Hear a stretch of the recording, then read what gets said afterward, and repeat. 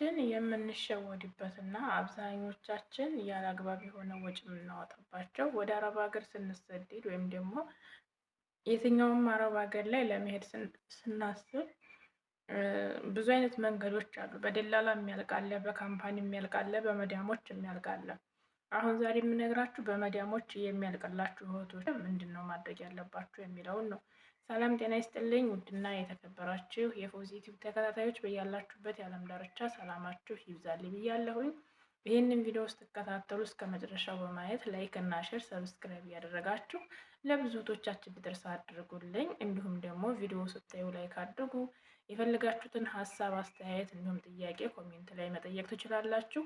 የምችለውን መልስላችኋለሁ፣ የማልችለውን ጠይቄም ቢሆን ካልቻልኩ ደግሞ አልችልም እላችኋለሁ። ይህንን ቪዲዮ ስሰራላችሁ እኔ ከእናንተ የበለጠ ከእናንተ አውቄ ወይም ኤጀንሲ ጋር ግንኙነት ኖሮኝ አይደለም። ነገር ግን ብዙ እህቶቻችን በብዙ ሚዲያዎች ላይም እንዲሁም ደግሞ በውስጥም አንዳንድ እህቶቻቸውን ከኢትዮጵያ ለማስመጣት ለምሳሌ የኔ መዲያም የኔን እህት ብትፈልጋት የኔ እህት አረብ ሀገር የመምጣት ፍላጎት ቢኖራት የኔ መዲያም አሰራላታለሁ ትምጣ ብላ ብትለኝ እኔም ሆነንኩኝ እህቴ የምናወጣው ምንም አይነት ወጪ የለም። ምክንያቱም የምታሰራው የምታስጨርሰው መዳሟ ናት ማለት ነው።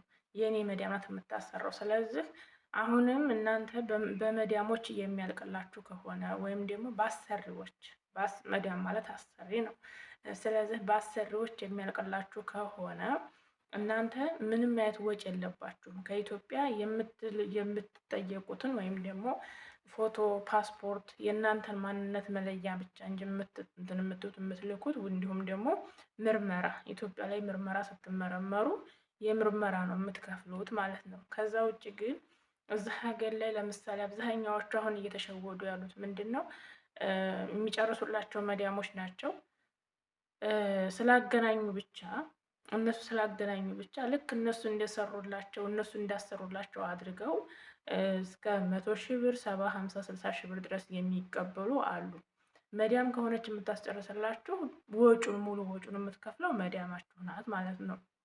ያ ደግሞ እናንተ ከኢትዮጵያ ስትመጡ ያንን ነገር ተስማምታችሁበት ስለሆነ እዚህ ሀገር ላይ መታችሁ እንደ ልባችሁ መውጣት ከእሷ ፍቃድ ውጭ ከእሷ ትዕዛዝ ውጭ መሆን አትችሉም። ምክንያቱም በእሷ ስር ሆናችሁ ነው የምትሰሩት ማለት ነው።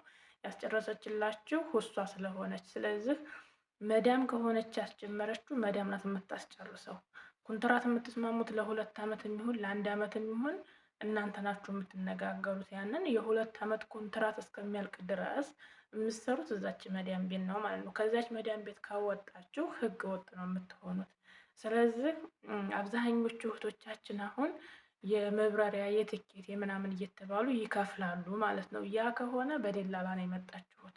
በደላላ ስትመጡ ደግሞ ደላሎቻችሁ ምን ያህል ታምኗቸዋላችሁ? ቢያንስ ከኢትዮጵያ ስትመጡ እናንተ ይዟችሁ የመጣው ወይም ደግሞ የእናንተን ፕሮሰስ የያዘው የእናንተን ሙሉ መረጃ የያዘው ቢሮ በቢሮ እና በህጋዊ መንገድ በደላላ የሚሰሩ ካሉ እነዛ ሰዎች ደላሎቹ ትክክለኛ ቦታቸው ያሉበት ቦታ የሚሰሩበት ቤት ቁጥራቸውን እንዲሁም ደግሞ ስልክ ቁጥር ከኢትዮጵያ ስታሰሩ የመጣችሁበት የቢሮ ቁጥር አንዳንዶቹ የቢሮዎች ቲሸርት ላይ ቁጥር ያትማሉ እና ያንን ቁጥር ቲሸርቱ ላይ ብቻ ሳይሆን ወረቀት ላይ ጽፋችሁ በመያዝ እንዲሁም አሁን አብዛኛው ስልክ እየያዘ ነው የሚመጣው ከኢትዮጵያ። ስለዚህ ስልክ እየያዛችሁ ስለሆነ የምትመጡት እናንተ ጋር የሰዎቹን የነዛን ያሰሩላችሁን የቢሮዎች ቁጥር እናንተ ጋር ብቻ ሳይሆን ለቤተሰብ መስጠት ያ ቢሮችሁ ያስጨረሰላችሁን ቢሮ ወይም ደግሞ ያስጨረሰላችሁን ኤጀንሲውን ቤተሰቦቻችሁ ማሳወቅ። ምክንያቱም እዚህ ሀገር መታችሁ እነሱ ከኢትዮጵያ እስከምትወጡ ድረስ እንደ እንቁላል ነው የሚያንከባክቧችሁ። ምክንያት ብራቸውን እስከሚቀበሉ ድረስ ማለት ነው። ብራቸውን ከተቀበሉ በኋላ እዚህ ሀገር ካመጧችሁ በኋላ እንደፈለጉ ነው የሚጫወቱባችሁ። አብዛኛዎቹ ደላሎች አሁን እንደዛ ነው የሚያደርጉት። ሲፈልጉ አውጥተው ውጭ ላይ ይጥላሉ፣ ሲፈልጉ ለተለያየ ዜጋ እያሳለፉ ይሰጣሉ። እህቶቻችንን የተለያየ ነገር ስለሚያደርጓችሁ እናንተ ምንድን ነው ማድረግ ያለባችሁ? የሆነ ችግር ቢደርስባችሁ እና የሆነ መከራ ቢደርስባችሁ የሆነ ስቃይ ላይ ብትወድቁ እናንተ እንኳን መጠየቅ ባትችሉ ቤተሰቦቻችሁ የዛን የመጣችሁበትን የኤጀንሲውን ቢሮ ካወቁ የኤጀንሲውን ቢሮ የሚያውቁት ከሆነ ስልክ እንኳ አላነሳ ቢሉ ቀጥታ ቢሮው ላይ መሄድ ይችላሉ ማለት ነው። ቢሮው ላይ ሄዶ መጠየቅ ይችላሉ፣ መብት አላቸው። ስለዚህ እናንተ ስትመጡ መጀመሪያ ከኢትዮጵያ በቢሮ ነው የምትመጡት፣ በኤጀንሲ ነው የምትመጡት፣ በደላላ ነው የምትመጡት፣ ወይም ደግሞ በሸሪካ ነው የምትመጡት። ሸሪካ ማለት ይሄ ምንድን ነው? በሸሪካ አብዛኞቹ የሚመጡት ወንዶች ናቸው። ይሄ ሸሪካ ማለት እኔ በአማርኛ ምን እንደሆነ አላውቅም፣ ድርጅት ይመስለኛል ባለሳሳት። በአማርኛ ሸሪካ የሚባለው በአረበኛ ይሄ ካምፓኒ ማለት ነው። በዛ ነው የምትመጡት፣ ወይም ደግሞ አረቦቹ ናቸው አስጨርሰው የሚያመጧችሁ። ይሄንን ነገር ለይታችሁ ማወቅ አለባችሁ። ይሄን ነገር ለይታችሁ ካወቃችሁ በኋላ በመዲያም ከሆነ የምትመጡት እናንተ እኔ እንዳልኳችሁ እዚህ ቤት እየሰራሁኝ የኔ ሴትዮ ከኢትዮጵያ ሰራተኛ ብትፈልግ እኔ ደግሞ እህቴ አለች ብዬ ብላት ምንድን ነው መደረግ ያለበት? የእህቴን ፓስፖርት እና የእህቴን ሙሉ ፕሮሰሷን ነው ለሴትዮ የምሰጠው ማለት ነው። ከዛ ሴትዮ የዚህ የሚጨረሰውን ነገር ታስጨርሳለች፣ ትኬት ትቆርጥላታለች። ያ ትኬት በተቆረጠላት ሰዓት እሷ ተነስታ እዛ ሀገር ትመጣለች ማለት ነው። በቃ ትኬት ራሱ ቆርጠው የሚልኩላችሁ አረቦቹ ናቸው ከዚህ ማለት ነው።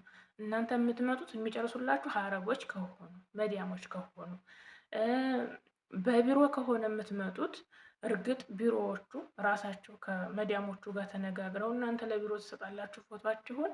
እነሱ ተነጋግረው አረቦቹ ጋር ተነጋግረው እንግዲህ እነሱ የሚስማሙበትን ነገር ተስማምተው እንደዛ ነው የምትመጡት። ያንን ስትመጡ በቢሮ ስትመጡ እንግዲህ በቢሮም ስትመጡ የሚመርጧቸው አረቦች ናቸው። አረቦች መርጠው ነው ይችን ልጅ እንፈልጋለን ብለው ተመርጦሻል ነው የሰው የምትባዩ። ከቢሮም ስትመጡ የሚያጨርሱላችሁ አረቦቹ ናቸው፣ አንዳንድ ቢሮ ላይ ማለት ነው። አንዳንድ ቢሮ ላይ ደግሞ ራሳቸው ዝም ብለው እንትን ይሉና ያመጡና ያምጓችኋል። እዛ ዋጋ ትከፍላላችሁ። ስለዚህ ከኢትዮጵያ ስትመጡ እናንተ በቢሮ ከሆነ የምትመጡት ቢሮአችሁን በዋናነት ማወቅ አለባችሁ። ቢሮአችሁን በዋናነት ማወቅ አለባችሁ። በተለይ በቤተሰብ የምትመጡ እህቶች፣ አሁን ዱባይ ላይ ይህን ሰሞን በወንድሞቻችንን በእህቶቻችን ላይ እየተሰራ ያለው ነገር ይሄ ነው። በዘመድ በቤተሰብ በምናምን ዝም ብሎ ያገናኙና ያሰሩላቸዋል። እዚህ ከመጡ በኋላ ሙቀት ነው፣ ረሃብ ነው፣ ስራ ማጣት ነው፣ መጨናነቅ ነው። ወንድም እህቶቻችን ያልፈለጉትን ነገር ማድረግ ውስጥ ይገባሉ ማለት ነው። ስለዚህ በመጀመሪያ እናንተ ስትመጡ ከኢትዮጵያ መውጣታችሁን ብቻ ሳይሆን እዚህ ሀገር መታችሁ የሚገጥማችሁን ነገር ማወቅ በቃ ማስተንተን አለባችሁ። ምንድን ነው እዚህ ሂጅ የሚገጥመኝ ነገር፣ እዚህ ሂጅ ለሚገጥመኝ ነገር ተያዥ አለኝ፣ ተጠያቂ አለኝ የሚለውን ነገር ማሰብ አለባችሁ። አብዛኞቹ እህት ወንድሞቻችን ከኢትዮጵያ መውጣታቸውንና ከኢትዮጵያ መላቀቃቸውን እንጂ እዚህ ሀገር መጥተው የሚያገኛቸውን ዋጋ የሚያስከፍላቸውን ዋጋ አያውቁም። ስለዚህ ዝም ብላችሁ በደፈናው ሳይሆን መምጣት ያለባችሁ የምትመጡበትን መንገድ መለየት አለባችሁ። ሌላው ደግሞ ሚዲያ ላይ እየመጡ ዱባይ ላይ እንደዚህ ስራ አለ፣ ሳኡዲ እንደዚህ ስራ አለ፣ ሳኡዲ በቀላል ዋጋ በቀላል ቪዛ በአስቸኳይ ቪዛ መሄድ ከፈለጋችሁ እኛን አናግሩን ምናምን እያሉ ቲክታክም ሆነ የትኛውም ሶሻል ሚዲያ ላይ የሚያወሩ ልጆች አሉ፣ ሴቶችም ወንዶችም። በእነዛ ሰዎች በፍጹም አትሄዱ። ምክንያቱም ሚዲያ ላይ ናቸው። ምናቸውንም አታውቋቸውም። ሌቦችም ሊሆኑ ይችላሉ። የተለያዩ ሰውነቶቻቸውን እንትን ብለው የሚወስዱ ሊሆኑ ይችላሉ። ስለዚህ ይሄ ነው ብዬ ዩቲዩብ ላይ መናገር ስለማይቻል ይሄ ነው ብዬ መግለጽ ስለማልችል እንጂ የተለያዩ ነገሮችን ጉዳቶች ሊያደርሱባቸው ስለሚችሉ ከሚዲያ ላይ ለምሳሌ አሁን ቲክታክ ላይ አንዲት ልጅ ዱባይ መሄድ ከፈለጋችሁ ዱባይ፣ ኩዌት፣ ኳታር እና ምንድነው ሉብናን ነው የት ነው መሄድ ከፈለጋችሁ 4 ሀገሮችን ጠቅሳ እነዚህ ሀገር ላይ መሄድ ከፈለጋችሁ በውስጥ አናግሩኝ ብላ ቪዲዮ ሰርታ ወንድሜ ማምጣት እፈልጋለሁ፣ እህቴ ማምጣት እፈልጋለሁ፣ እኔ ማምጣት እፈልጋለሁ። በቃ ኮሜንቱ ወደ 7000 ምናምን ኮሜንት አለው። አብዛኛውን ኮሜንት ዝም ብዬ እያለፍኩ ለማየት ሞክሬያለሁኝ።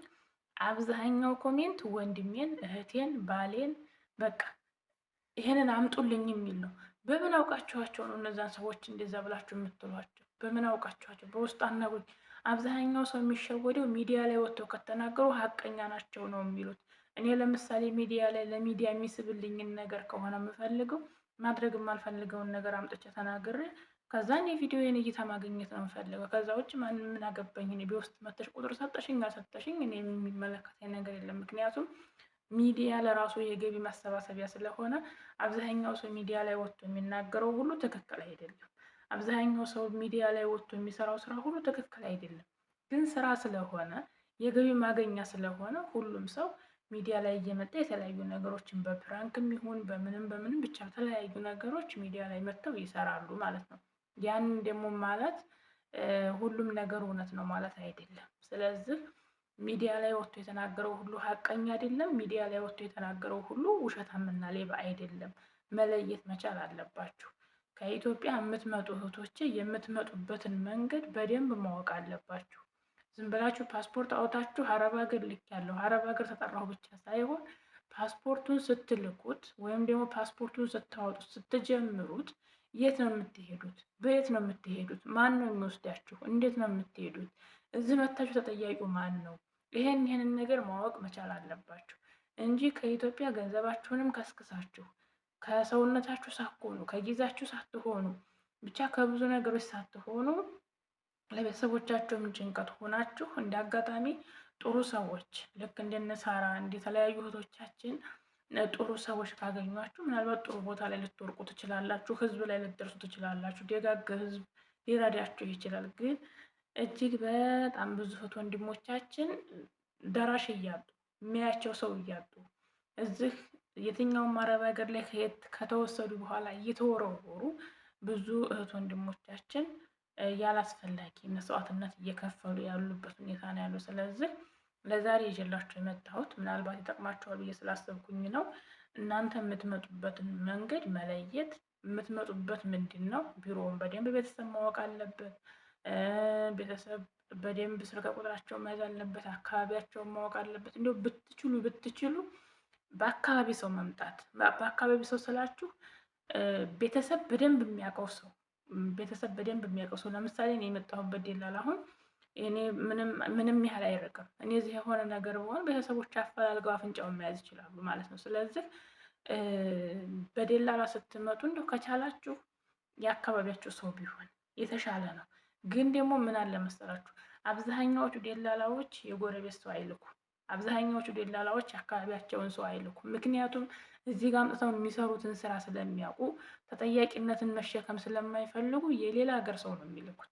ለምሳሌ የአምባሰል ደላላ ከሆነ የሚልከው ወይ ደሴ ሄዶ ነው ወይ ኮምቦልቻ ሄዶ ነው እንጂ እዛ አካባቢ ያሉ ልጆችን አይልክም። ስለዚህ ይህን ነገር ለምንድን ነው ይሄ የሆነው ብላችሁ ማገናዘብ፣ መጠየቅ፣ ራሳችሁን ጥያቄ ውስጥ ማስገባት አለባችሁ።